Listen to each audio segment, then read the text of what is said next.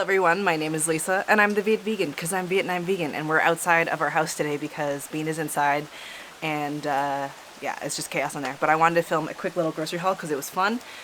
It was like $45 worth of stuff, and specifically I wanted to buy things to make mi quang, which is like a special dish from central Vietnam. I think it's like the dish of Hoi An, which is like a kind of, now it's like a tourist trap, but I used to go there a lot when I was in Vietnam volunteering. Well, actually I didn't really tour, I just went to Vietnam and I stayed in Da Nang. Anyway, yeah, let's do a grocery haul. You're gonna hear the sweet, sweet pitter patter of rain because it's like pouring rain outside, but you know what? We're gonna have no music and we're just gonna have the sweet, sweet sound of rain and go through what I bought. So I went to B&T Foods, or Ben Tan, which is like in Vietnam, in Saigon. It's like this like famous market with like sellers of like anything you could possibly imagine: food, clothes, spices, noodles, herbs, like everything you could think of.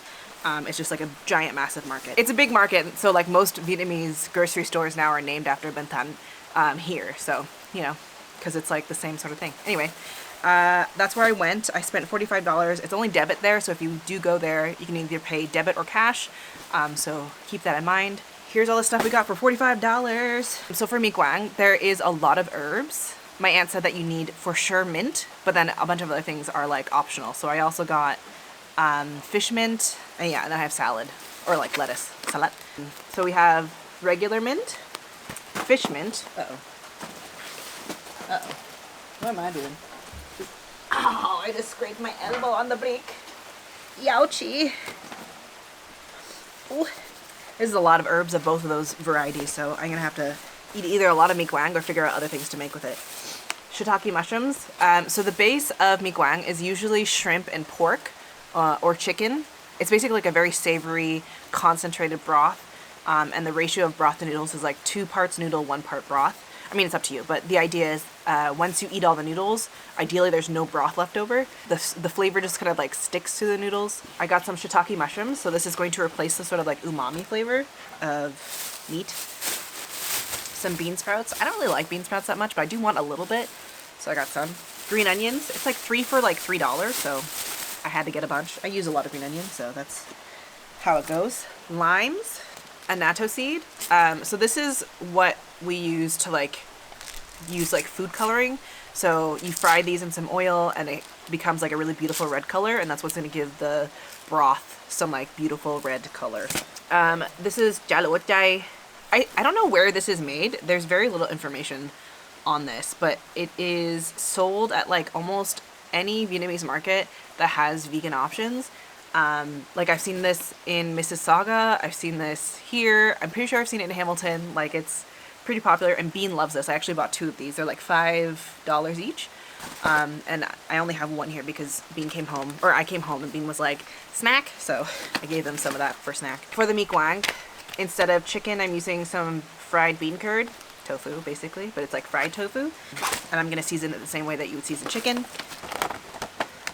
One of the main components that is really important for mi quang is like the crunchy aspects. So these are sesame crackers that you just throw in. Oh, this is brown rice. Oh well, whatever. More fiber. So this is sesame crackers, and it's like bound together with like a rice cracker basically. And so you microwave it and it poofs up, and then you have like a crunchy nacho basically for this dish. I'm also going to use cabbage. Well, I'm going to shred some of it to put in the dish, but also use this as part of the base to add like a base of sweetness to the broth. And then finally, for another layer of protein, this is going to replace like the pork. I mean, it says chicken, but I like the texture of this and the thinness of this, and I think this will be better as like a pork situation. So I'm also going to marinate this and cook it like pork. Oops, I just ripped the receipt. No, I needed that receipt. Oh, sorry, this was $50, $48.64. So that's the little grocery haul. I hope you enjoyed this front porch ASMR rain situation. The recipe for the mi quang is probably coming soon-ish, hopefully. Stay tuned on my Instagram. It's a little shorty grocery haul. I feel like I've been doing a lot of these like little grocery hauls like almost every other day. 1, as an activity to do with Bean, and 2, because our fridge is so small, or our shared fridge space is limited, so I really can only meal prep like one thing at a time, and then that's my groceries for the week. I hope you enjoyed the video. If you did, give it a thumbs up, subscribe for more chaotic grocery vegan eating content, and I'll see you in the next video. Bye-bye!